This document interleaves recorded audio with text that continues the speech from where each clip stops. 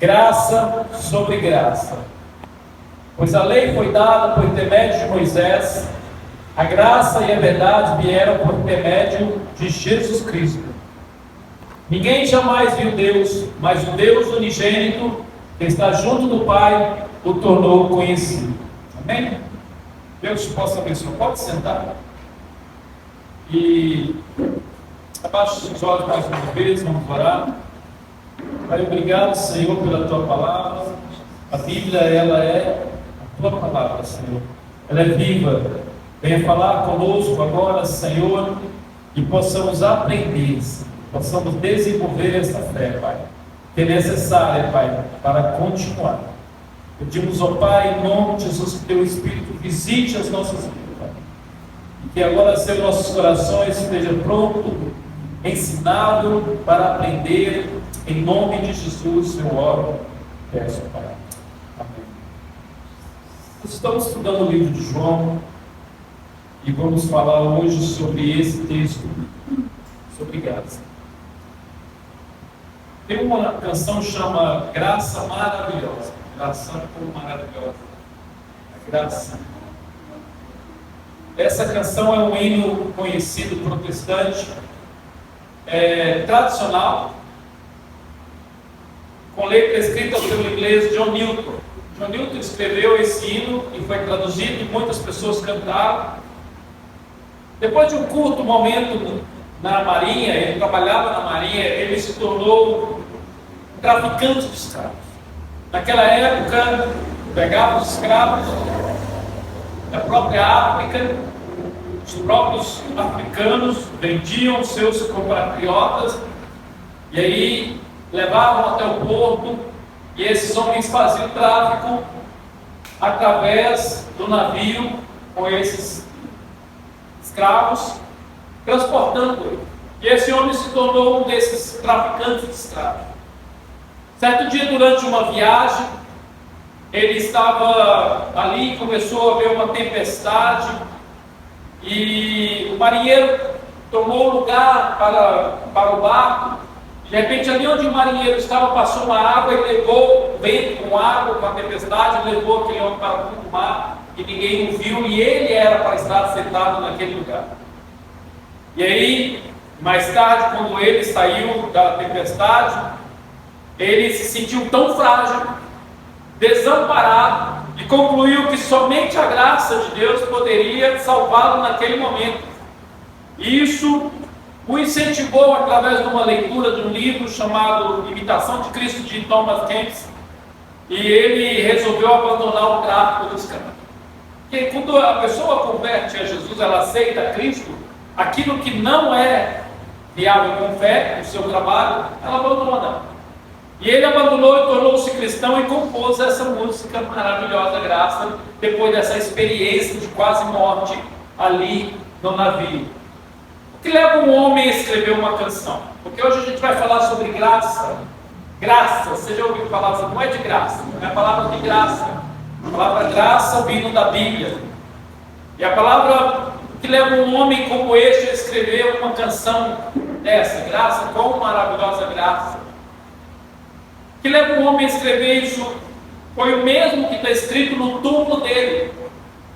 No túmulo se escreve, aquelas palavras escritas nas lápides das pedras, e ele escreveu assim, pediu que escrevesse assim: John Newton, uma vez um infiel e um libertino, um mercador de escravos da África, foi pela misericórdia do nosso Senhor e Salvador Jesus Cristo perdoado, inspirado a pregar a mesma fé que ele tinha se esforçado muito para descobrir. Ele encontrou a graça. Alguém pode estar aqui sentado e perguntar: o que é essa coisa chamada, no versículo 16, o que é essa coisa chamada graça? Todos recebemos da sua plenitude graça sobre graça. Então, às vezes pode perguntar: é algo que eu trabalho para conseguir? É algo que você obtém a fim de ser salvo e ir para o céu? Será que ela vem de nós? Tratar os outros bem, quando a gente trata o próximo bem, como amar o próximo, aí essa graça vem. É baseado em nossas perfeições versus imperfeições. baseado nos nossos mais acertos do que erros.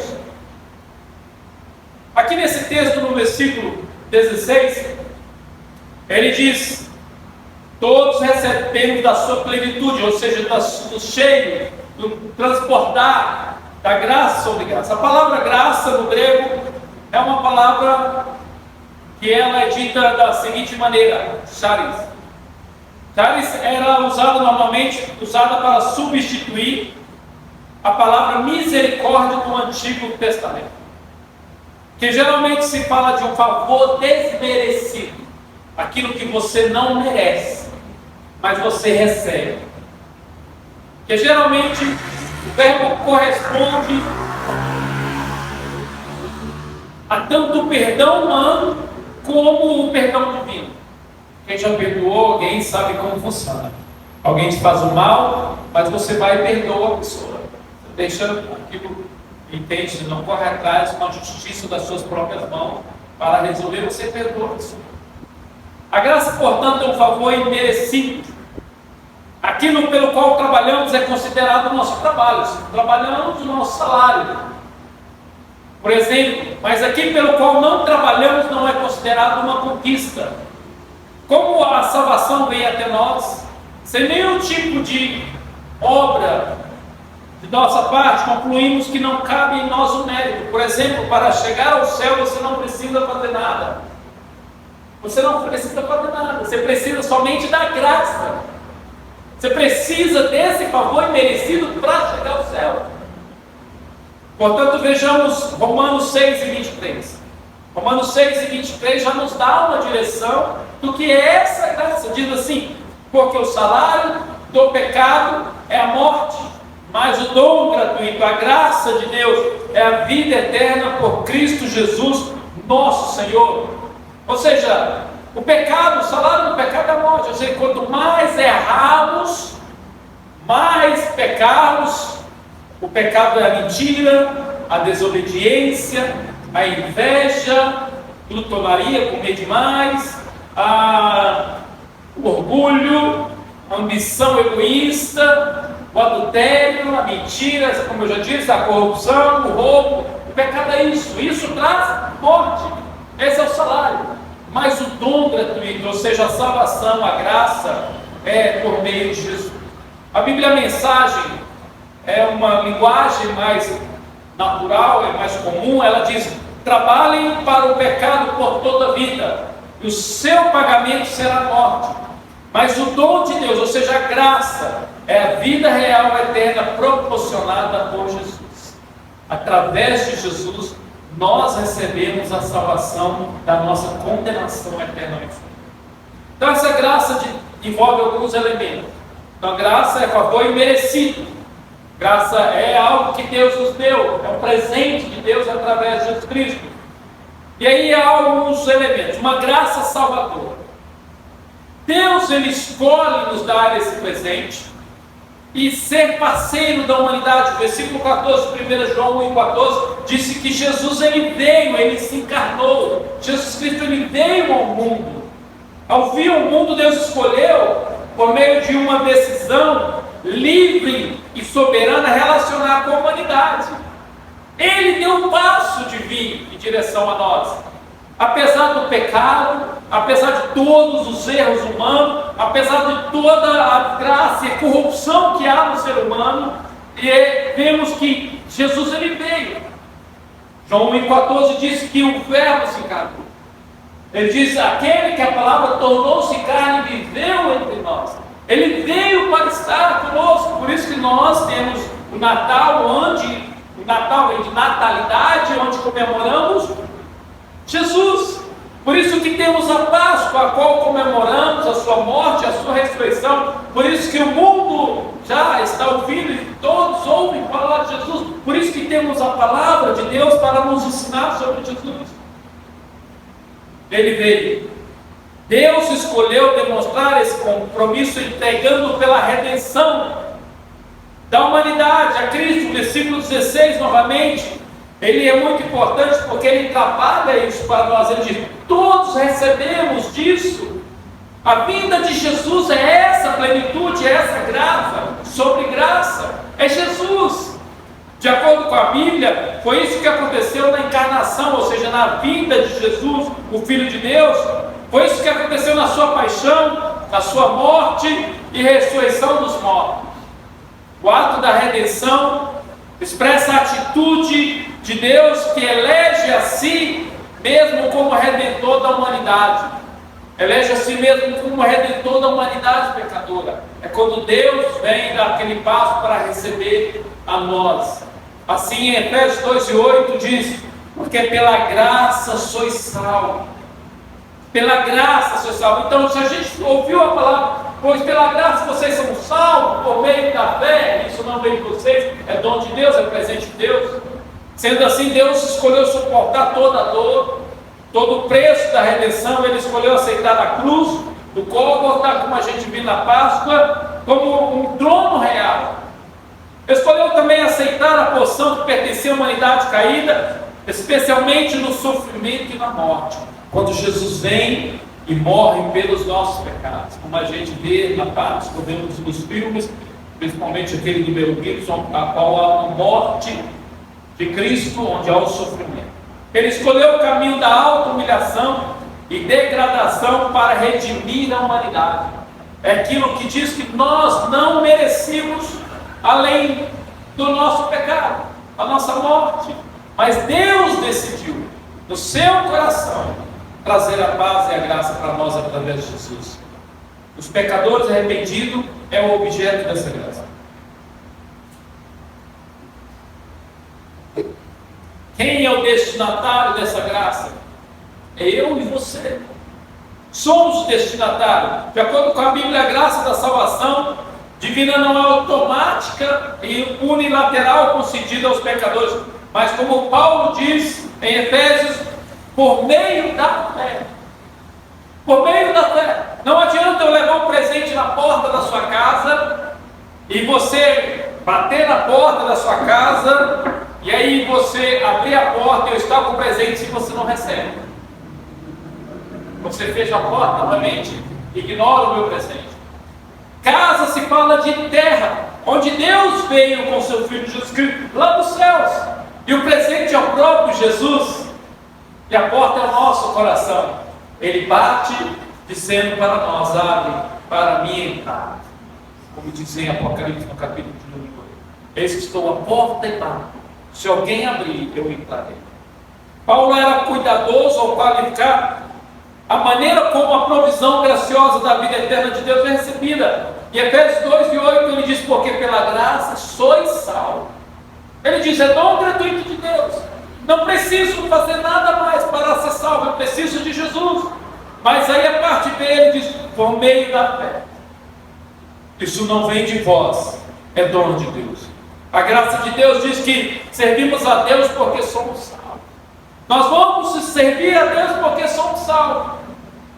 Não para ser salvo. Muita gente entende que precisa ir para a igreja para ser salvo, ou precisa praticar as coisas da igreja para ser salvo, ou precisa fazer as coisas para ser salvo. Não, é a graça de Deus, é aquilo que é nos dado para ser salvo. Mas fazemos porque somos salvos. Não amamos o nosso próximo porque somos salvos. Não amamos o nosso próximo porque somos para ser salvos. Não amamos o nosso próximo para ser salvo, mas amamos porque somos salvos. Porque a graça de Deus nos alcançou, por isso nós amamos o próximo, mesmo aqueles que são nossos inimigos, aqueles que nos fazem mal. Por quê? Porque nós éramos inimigos de Deus. E Deus nos amou. E ao nos amar, Ele nos ensina a amar o nosso próximo. Graça, ela é a nossa fonte de poder quando os problemas são desconcertantes. Graça, ela é a fonte da nossa resistência quando as lutas chegam. Graça é o elemento de esperança quando nós nos sentimos cansados e abatidos. Graça é o fortificante da nossa fé durante a frustração. Graça permite-nos em momentos de dificuldade olhar para cima em vez de ficar cabisbaixo.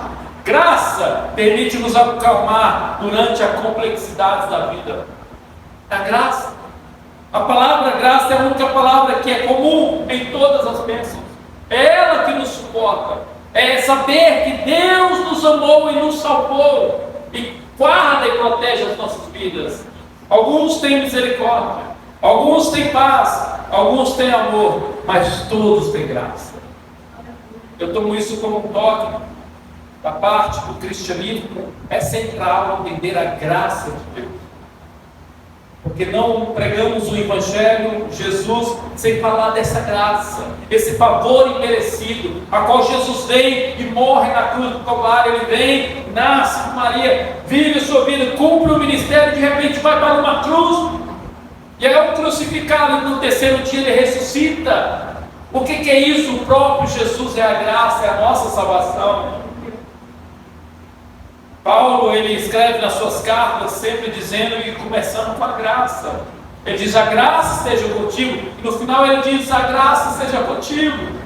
Graça envolve todos os ensinamentos das cartas de Paulo. Você poderia dizer que a vida cristã começa com a graça e irá acabar com a graça. Graça é favor imerecido, é dom de Deus. Graça é a salvação. Graça sobre graça é saber que Jesus veio à terra.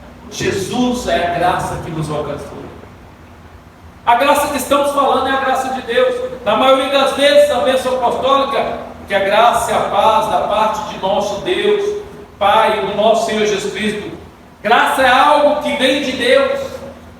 A maior bênção que a graça nos traz é a salvação, que alcançamos não pelos nossos esforços, mas sim com o favor não merecido, que significa graça. Nós vivemos em uma cultura em que as pessoas acreditam que precisam fazer algo para receber perdão pelos seus pecados. E tem muita gente aí ensinando que a pessoa tem que fazer algo. E muita gente insistindo com as pessoas. Tem uns que dizem: se você não usar o seu dinheiro, você não vai ser salvo. Você não vai ser salvo. Se você não fazer isso na prática religiosa, você não vai ser salvo. Você precisa praticar isso, aquilo para ser salvo. Você precisa guardar o sábado. Você precisa fazer aquilo, deixar de comer carne de porco. Você precisa fazer algo para ser salvo. Ou seja, se iguala que você precisa fazer isso. E muita gente está ainda pensando que deve fazer mesmo. Por isso que muitas vezes a gente vemos pessoas saindo por aí com uma revistinha, testemunhando da fé delas no sol quente, parado por diante, cheio de revistinhas, que são os testemunhos de Jeová. Por quê? Porque os testemunhos de Jeová dizem: se você não fizer, você não é salvo. Se você não praticar isso. E vemos muita gente que confessa a homens e acha que através de homens vai ser salvo. Vemos que muita gente paga penitência, votos, promessas, muitas vezes sem o verdadeiro alcançar perdão e remissão dos seus pecados. Então graça não é você praticar a religião, ainda que você praticar a sua fé na sua comunidade, é uma bênção.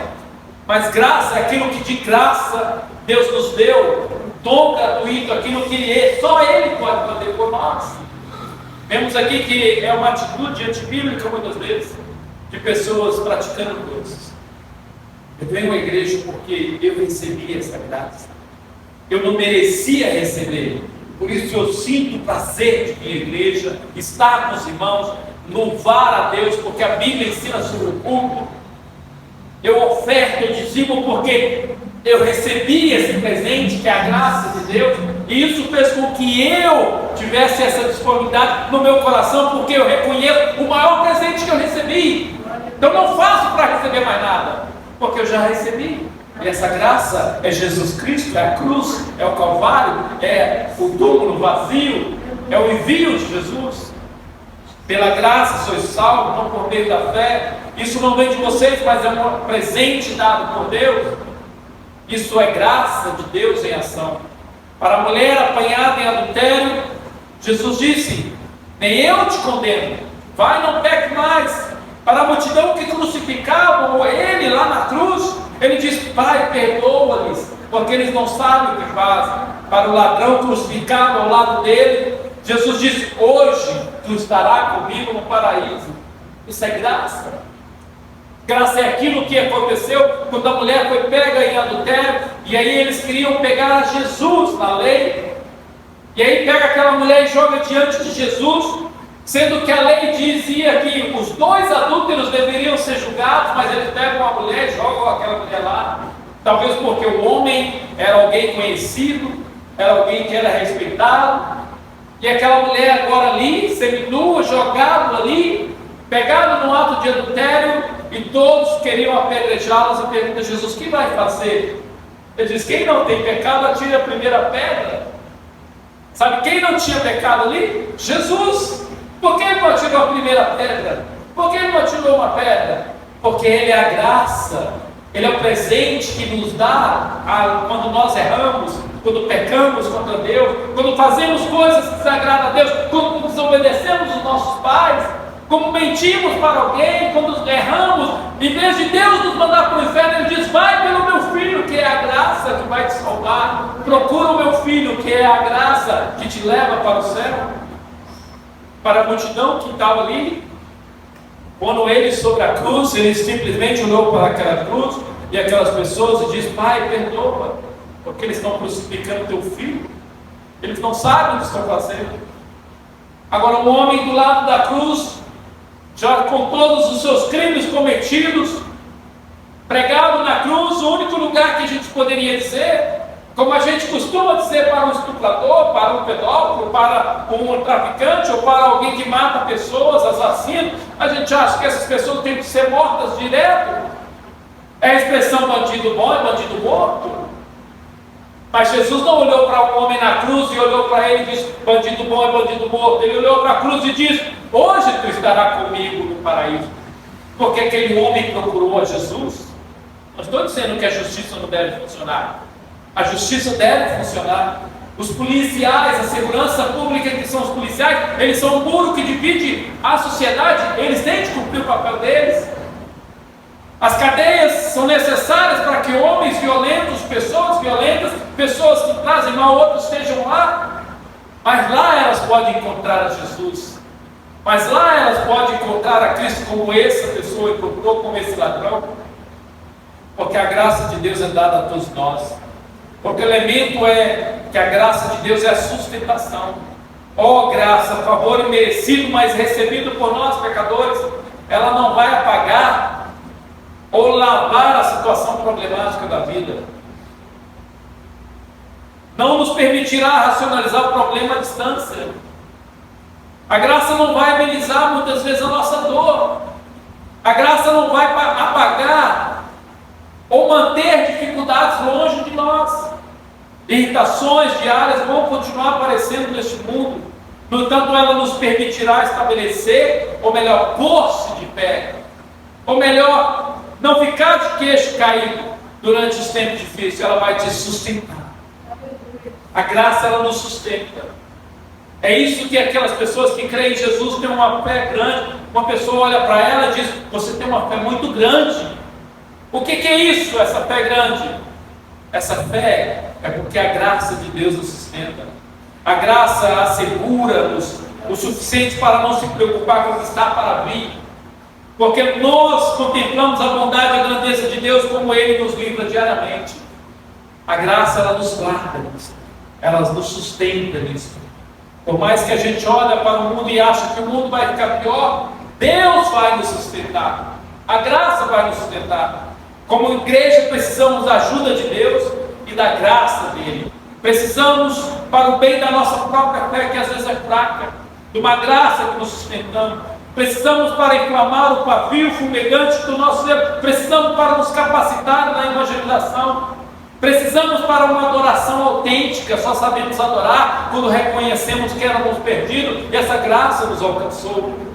Precisamos para transformar nossos adolescentes em pessoas centradas em Deus, nossos jovens que respeitam um ao outro, respeitam as pessoas.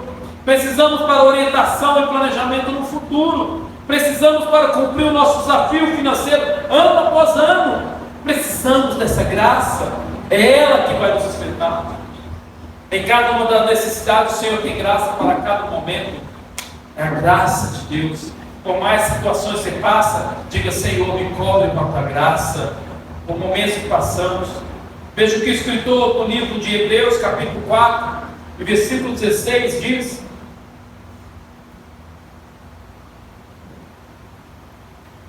ele diz: assim, aproximemo-nos do trono da graça, com toda a confiança, a fim de recebermos misericórdia, e encontrarmos graça que nos ajuda no momento de necessidade. Todos que nós precisamos de ajuda no momento de necessidade é essa graça. Por isso que Jesus disse: entra no teu quarto e fala com o Pai. Quando você precisa de Deus, Ele vai estar lá. Ele vai estar lá, e chama-se graça. Devemos aproximar da graça de Deus para receber, no primeiro lugar, misericórdia, em segundo lugar, ajuda no momento de necessidade. Nosso dever é abordá-lo com ousadia, como uma igreja, encontrar e receber a partir do trono de graça.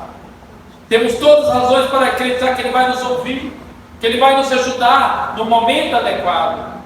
Como você sabe que é tão confortante? A graça de Deus não depende de nossas situações. Quando Ele nos visita, se você buscar Deus, Ele vai visitar você e vai trazer isso. Não porque éramos obedientes ou somos obedientes.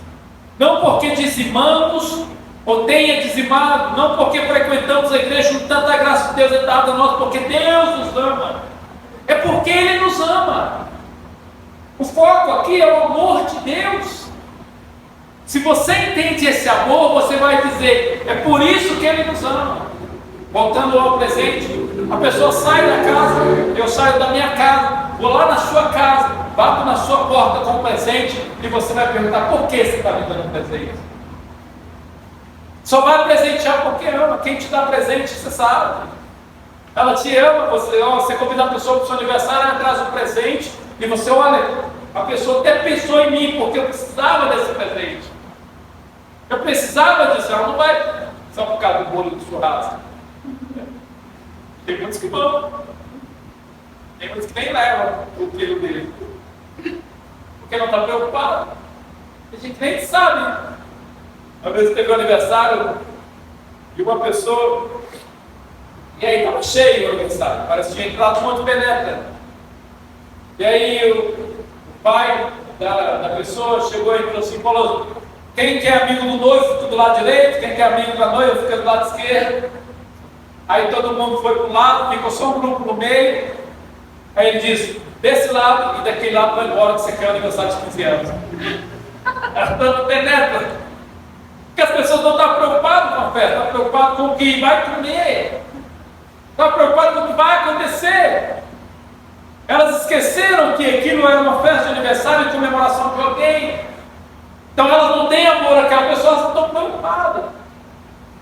E a mesma coisa, voltando ao presente, Deus, Ele nos enviou Jesus como presente.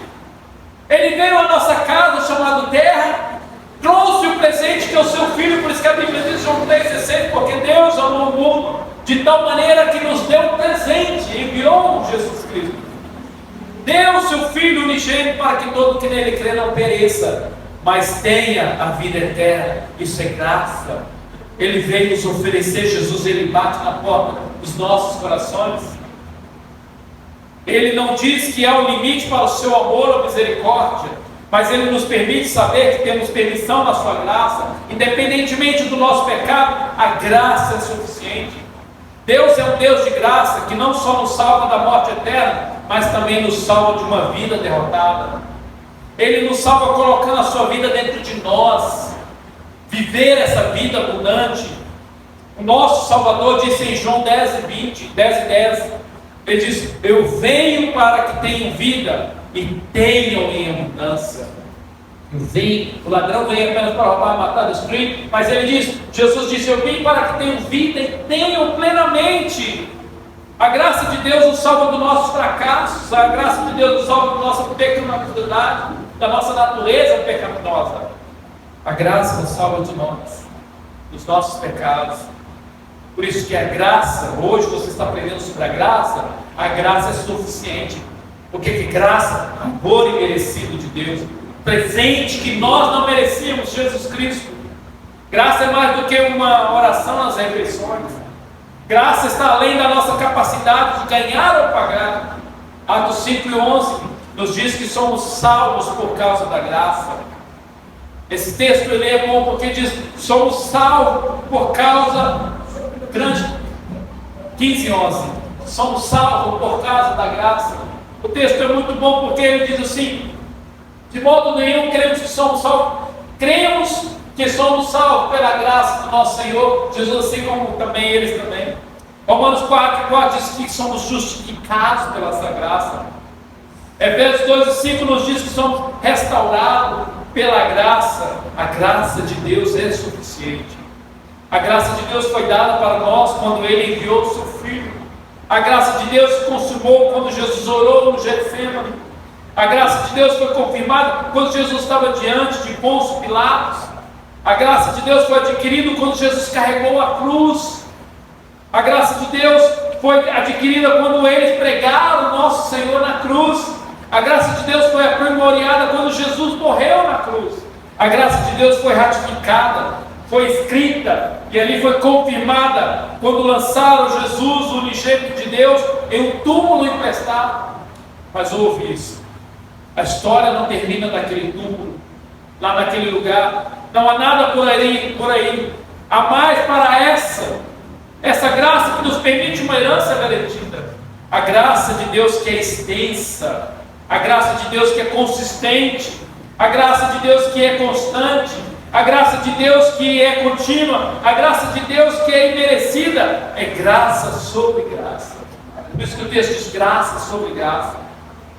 A graça de Deus foi assegurada, garantida, determinada, mantida quando Jesus, que veio para nos dar uma vida abundante, saiu daquele túmulo, quando Ele ressuscitou.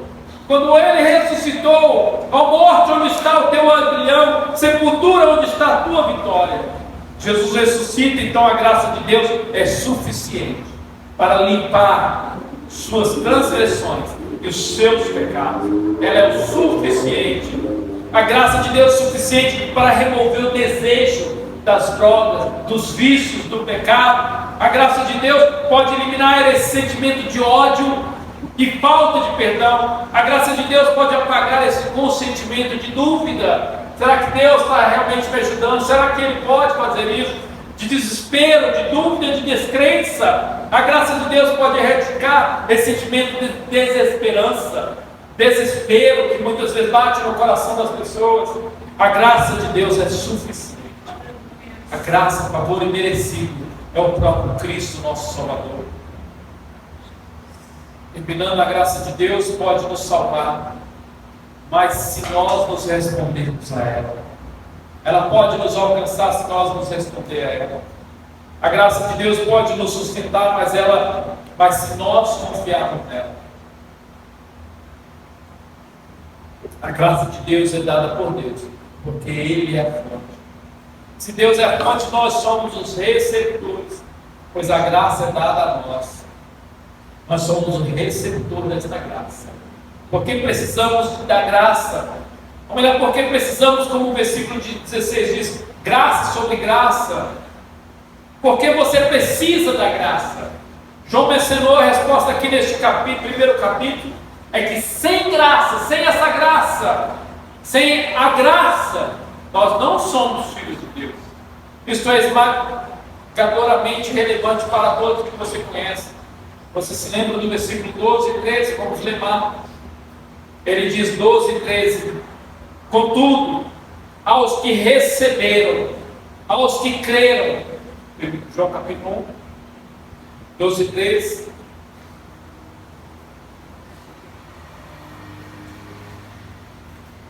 Contudo, aos que receberam, aos que creram no seu nome, Deus lhe dá autoridade para tornarem-se filhos de Deus, os quais não nasceram por descendência natural, sangue, nem pela vontade da carne, nem pela vontade de algum de homem, mas nasceram de Deus, graça sobre graça. É quando Deus vem nos alcançar, através da salvação, e isso vem dele, nasceram da graça divina eterna do nosso Deus. John Newton, quando escreveu Graça, com uma maravilhosa graça, com 82 anos, ele diz: minha memória já se foi, Mas eu recordo duas coisas: que eu sou um grande pecador e que Cristo é o meu Salvador. Isso é graça. Quando nós reconhecemos que erramos, mas Ele veio para nos salvar. Quando reconhecemos que o nosso lugar era a condenação. Qual que é a condenação de uma pessoa que erra? De alguém que peca? É a justiça. Porque Deus é santo, mas a sua graça me alcança através de Jesus. Eu recebo perdão. Ele, o meu Salvador. Por isso você precisa dessa graça. Graça sobre graça. Precisamos entender isto. É muito fácil dizer para você: siga regras.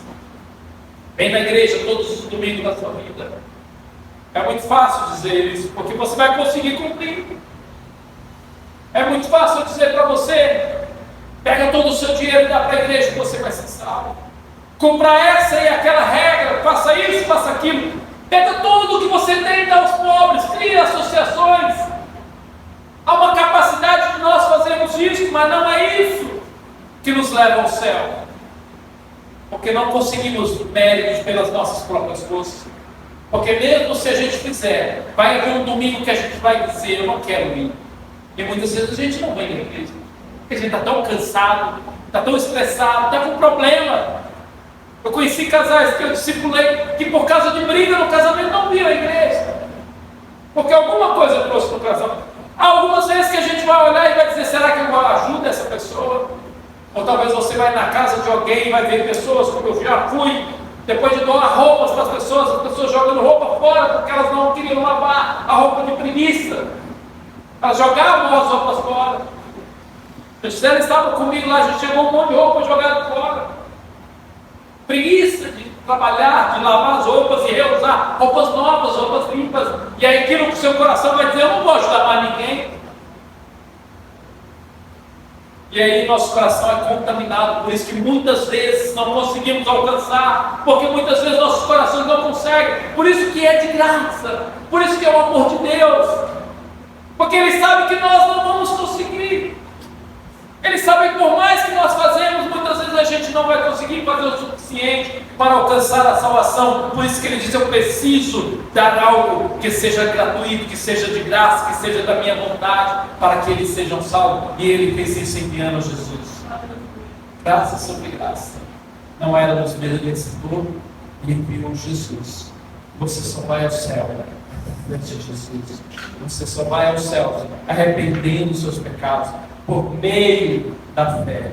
A sua fé. Você precisa confessar os seus pecados, precisa se render a Deus e dizer: eu quero Jesus, eu quero aceitar esse presente. Jesus diz hoje, como diz em Apocalipse, um texto bem usado no capítulo de número 1 e 8: eis que estou à porta e bato. Esse texto mesmo. É esse mesmo, não, quero ver. Não é esse. Eu sou o alfa, o ômega, Senhor.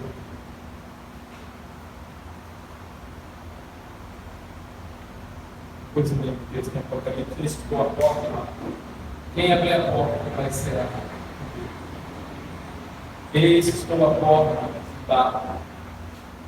Eis que estou à porta e bato. O que Ele está dizendo sobre isso? Ele está dizendo que Ele está à porta do nosso coração para trazer o presente para nós. Para trazer o presente. O presente é Jesus. O presente é Jesus. Ele, Jesus Cristo. Apocalipse 18 diz: sou aquele que vi, estive morto, mas agora estou vivo para todo sempre, e tenho a chave da morte e do Hades. Eis que estou vivo. Cristo está vivo. Por isso, lembra novamente, vamos louvar o Senhor.